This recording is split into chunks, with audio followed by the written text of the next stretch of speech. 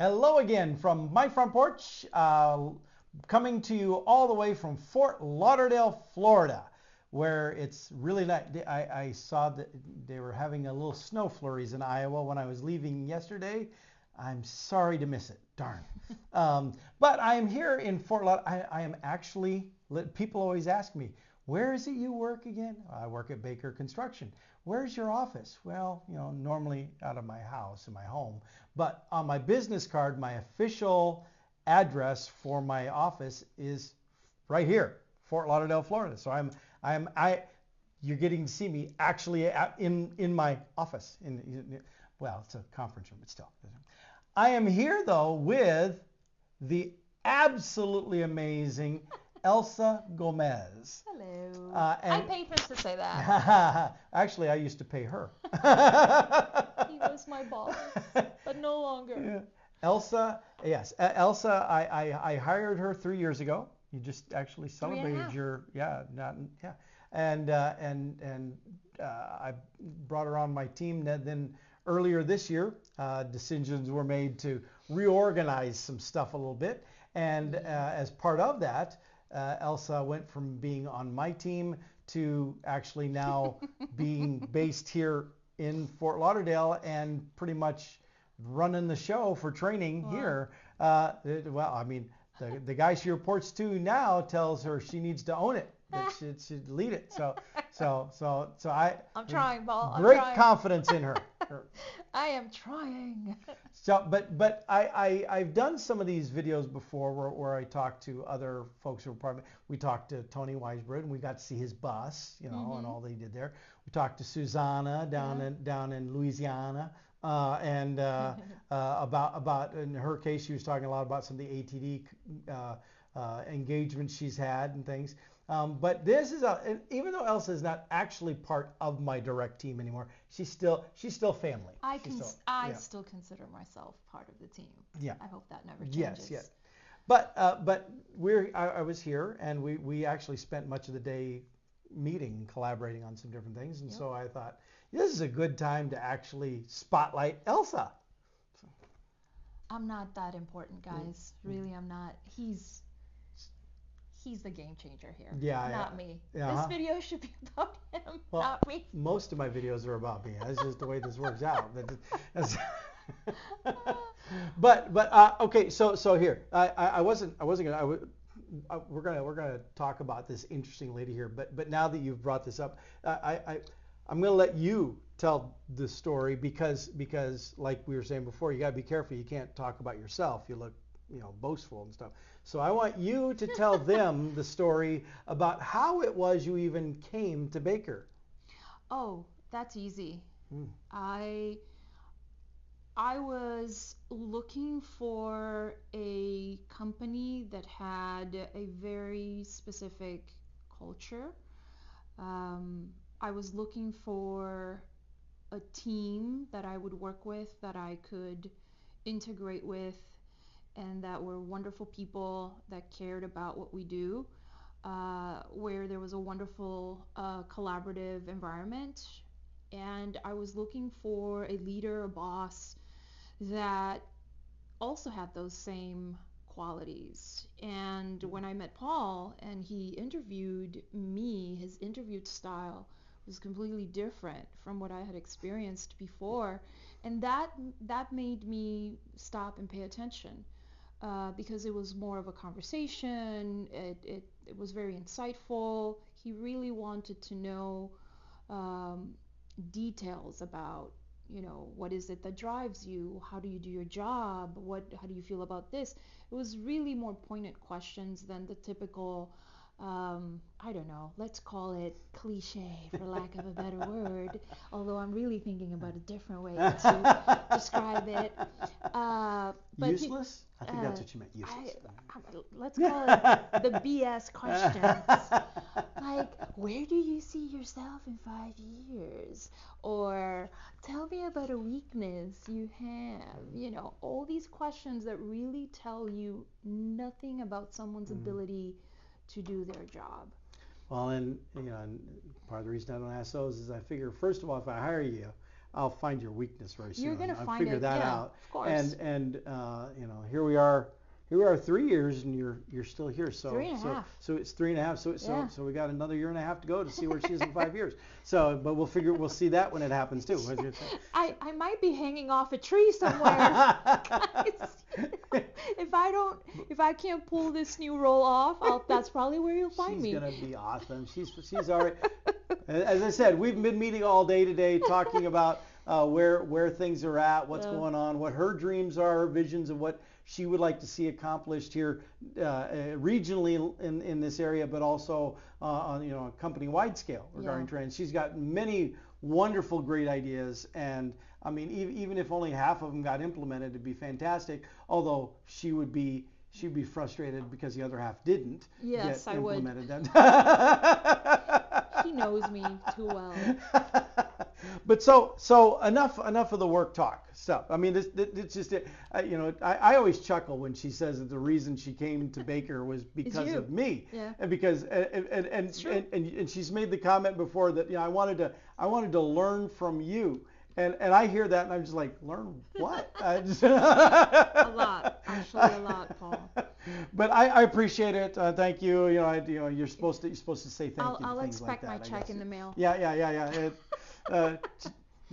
Christmas bonus come around. Oh wait, I don't give you Christmas bonus anymore. I don't. Well, that's all right. But That's all right. But still, you got lunch today. So. I did. Yeah, I I did. But anyway. I'm rooting for dinner, guys. Yeah. So enough. But again, enough work stuff. That's fun. I want to talk a little bit about Elsa. Because Elsa is so awesome. Now, first of all, she's been downplaying that she's only wearing this denim. It's like a jumpsuit thing. This denim today. You have to understand that this lady, her definition of dressing down is like in Des Moines, Iowa. Nobody cares. In Des Moines, Iowa, her definition of dressing down would be going out to the club tonight. That's. But when you're a t-shirt and shorts kind of person, and we live in South Florida. I live in South Florida, That's so true, it's very common. We don't get the cold weather that you get up there in Des Moines. So we can. Nicely done. You pronounced it well. Des Moines. Yeah, because people want to say the S's all the time. Yeah. Good job. High five. Hey, Yeah. come on now. No, I mean I've literally been on airplanes where they're flying into that city, and you would think if you're flying an airplane into a city, you know what the name of the city is, and they'll get on, they'll say Des Moines, and stuff, and Really? It's just like what is it? Yeah. Oh, well, okay. But good job. Nice. Nailed it. I would have thought everybody kind of knew that. Well, I'm gonna people who are not from the United States may not necessarily, but. And there we go. That's a good segue because you see, this lovely lady here, well, first of all, when I went out hiring people for my team, our company, the population of the workforce in the company is 85% Spanish-speaking individuals. But the leadership were mostly English-speaking people because the influx of Spanish-speaking workers was kind of big and kind of rapid. And so, there wasn't a natural. We now have more Spanish-speaking leaders in the pipeline now, but they weren't there before. And so, me being tasked with putting together training stuff for the company, I decided that I wanted to identify bilingual instructors, which sounds like a good idea, but it's tough. It is really tough to find good, quality, skilled communicators who can communicate equally in English and in Spanish, verbal and written. That is not as easy as it may sound. You think, well, there's all these people around speaking Spanish now. But it's one. I'm not just talking about someone who can speak Spanish or even read Spanish. I'm talking about someone who can then train, who can be an educator, has that skill set to do that. And this lady is a superstar at that. I'm fortunate that I have even was the full team. I had. I paid him to say that. Yeah. Well, if you're paying me for all these, I'm going to owe a lot when this is done. But the members of my team, when it was the bigger team, had several then individuals who were bilingual, but they all came from different ethnic or geographic areas. Yeah. Colombia, Mexico, Argentina, Dominican Dominican Republic, Republic. all the but your unique background is Well, I was born in Cuba, and my mother is Cuban. My father was born in Uruguay, but my grandparents emigrated from Spain after the Spanish Civil War. That's how they ended up there, as many immigrants did after the war. Um, and then my father eventually, because he was crazy, still is. Uh, so that's where you get it from. that's where I get it from. Okay.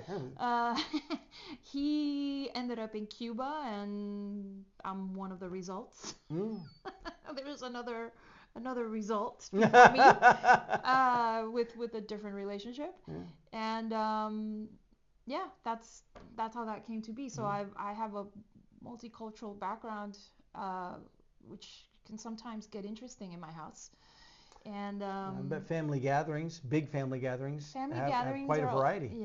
family gatherings are always interesting, and that also means we've lived in different countries, so not just Cuba, but also Spain, obviously the United States, and I think it gives you a unique perspective about people and places, because you're exposed to different ways of thinking, different ways of doing, and it helps you see the world in a different way, and I think it makes you a better human being generally anyway.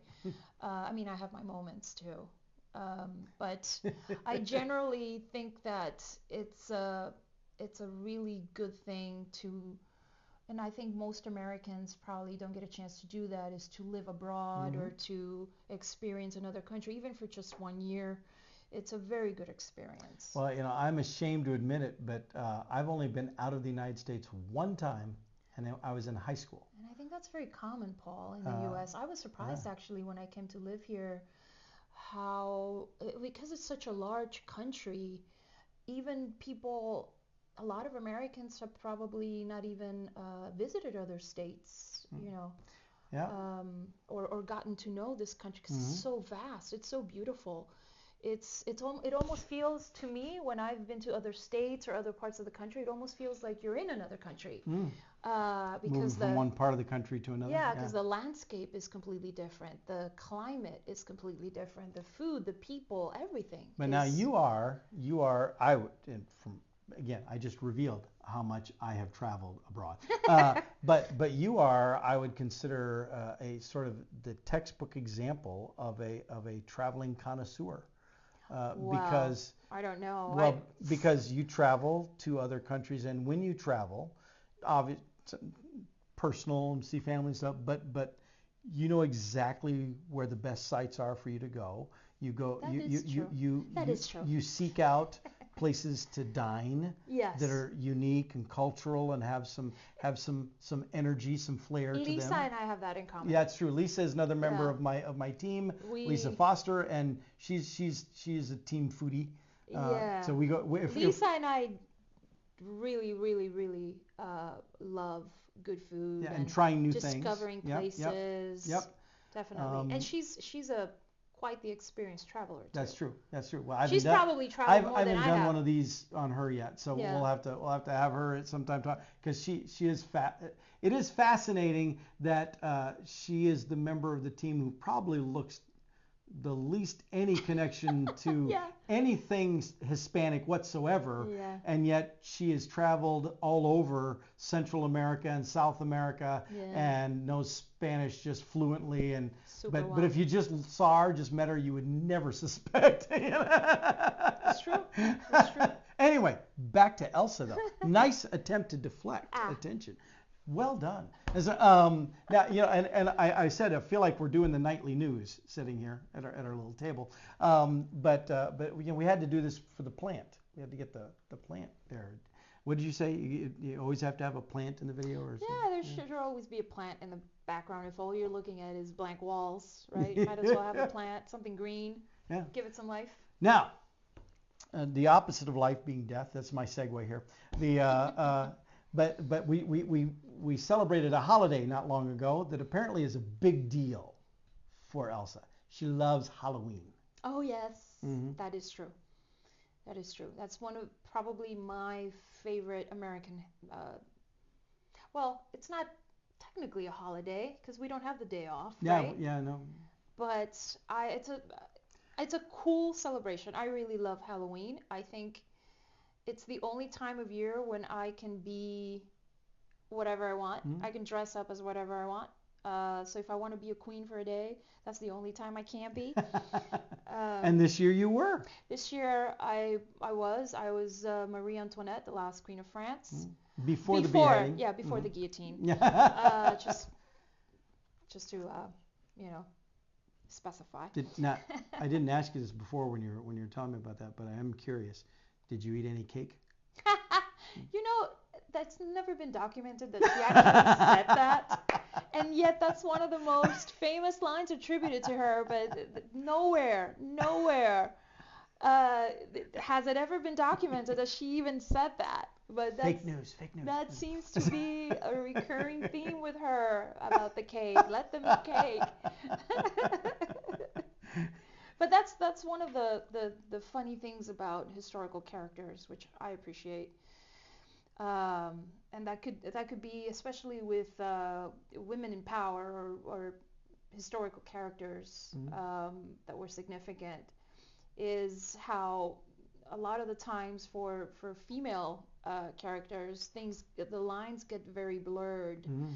and the reputation or image that a woman ruler or powerful woman may have had is held to a different standard Mhm. than men, and Mhm. the views and things get a little more distorted, I think, than for the male Mhm. characters in history. Well, one of the things, having been a history teacher, one of the things that I've observed is that um, we often romanticize Hmm. male figures from history. That's true. We sort of erase, after they're departed, we erase their flaws, and we over accentuate and over dramatize Hmm. their wonderfulness, the strengths that they had at the table. But women in history tend to just be regarded as they were. Mm-hmm. And by comparison, that's kind of downgrading the women historically because Hmm. the men are being artificially elevated. Yeah. But And a lot of the times I think it depends on who the sources are, for the accounts of mhm. that person. Yep. And some of the accounts are given, hundreds of years after Mhm. that person actually passed. So they could be tainted in any direction, Mhm. right? Positive or negative. Yeah. So we Well, have and to we have to make our own because I think of interpretations. like the stories or the legend of King Arthur. And Oh yeah, there's even debate whether there really even was was an a King actual Arthur. King Yeah. Arthur. But then But it's a great story. oh, it is a great story, but they can trace back to that there was this one guy that wrote this poem Mm-hmm. about King Arthur, and that so much of what we believe about Arthur today can be pulled directly from From the poem. what he wrote in this poem. Yeah. But then the debate is, did the poem spawn the legacy, the mythology we It's now have, it, or did the guy write the poem because he was documenting what had actually happened, yeah. or somewhere in between? But again, it's so far removed from us today, nobody knows. Yeah. We have no idea. The same with William Wallace. Mm-hmm. The story of William Wallace. Mm-hmm. There's not a lot that they know specifically Mm-hmm. about him. So for the movie, he kind of had to make it Yeah. up a little bit. Well, but It's just not enough William to know. Wallace, I mean, he's a very lucky guy to look so much like Mel Gibson. Yeah. So, yeah. Yeah. What a great movie. Yeah. He did a great job with that one. Yeah. It's, It's powerful. I mean, some parts of it are really hard to watch because of just how it's a bit how gore. emotional they are. So, Yeah. but Well, anyway, you mentioned dinner, so obviously, well, You're not tired of my company yet. I mean, it is like what 8 o'clock now or something. Is it? Oh yeah. You know? So we have literally been at this all day. All day. And she asked me a little bit ago. She said, "Unless you're tired of me," and I said, "Well, I'm tired. I'm not tired of you. I'm just tired." Again, I paid him to do that. Your check's in the mail, Paul. Boing, boing, boing. Ka-ching, ka-ching. But I do appreciate you taking some time to chat with me Thank about you about for having about me. Elsa. I don't know that anybody will find this Not the, interesting at all. Oh, just let it go. That was my Elsa joke. That was I just got that. And you know, I get little girls come up to me all the time. Oh, like when I tell them my name. Oh, like the Disney princess, and I always say, yeah, minus the Disney money. Yeah. Because it's so funny that they all associate my name with the Disney character. Well, so I guess I should feel lucky that Disney right has now, a princess with my name. Yeah, well, right now, my granddaughter Ellie is on a big Elsa kick. Yeah. Yeah, she's huge with you. Elsa. So this last week, she may or may not have received a couple of items that were Elsa themed from, her grandfather. I don't know. It's rumor, all rumor. It's so much fun to be a grandfather. You just get to spoil them to death. Oh yeah. I was having that conversation with somebody the other day. Isn't that cool? About you don't have to discipline yeah. them. You don't have to. You get all the good fun stuff, and then when they get cranky or crabby or messy, you just kick them back to the parents. Here you go. Yeah. Go back with mommy. Yeah, and you show up and you smile and you laugh. You're the and hero. You give them, and they love seeing you, and then you leave and they're sad to see you go and they want you to come back. Also, he brings her gifts every time. I mean, if that's not, come on, Paul. Yeah, this time she's gonna think it's Santa. You keep this up. I mean, you have a long way to go with the gifts, and she's only 2.5. Yeah. Pace yourself, buddy. Pace yourself. Watch when she starts getting into jewelry and things. Uh-oh. Yeah, beyond the plastic stuff, because Yeah. she likes dressing up like a princess now with the. Mhm. Yeah, now it's manageable. Yeah. Just saying. Well, I'm going to have to rise to the occasion. Fortunately, I've only got one grandchild, so the first grandchild always benefits from the total spoilage. That is true. Yeah. That is true, as they should. Mm-hmm. I was the first grandchild, and then the next one that came along in my broader family was a month behind me. So I'm the oldest by 1 month. Okay. But within my immediate family, my sister came along 8 years after me. And so for 8 years, I got to enjoy being the only child. And then she came and screwed it all up. And she's a girl. Yeah, it's even worse. Now, Tony and I get along really great now, but I did not. I was not a half fan. I was not when she first showed up. But, yeah, she ruined it for you. Oh, totally. Yeah. Just awful. Shame on her. Anyway, all right. Well, we've prattled on long enough. We're gonna go. You're gonna edit this, right? Tell me you're gonna edit this. Maybe. I don't know. Guys, let me apologize ahead of time. Oh, trust me. Okay. Trust me. If they've watched any, if they've watched, for boring you to tears right now. If they've watched any of my Front Porch shows, they're saying back to you right now. Oh, this is not even close to the worst.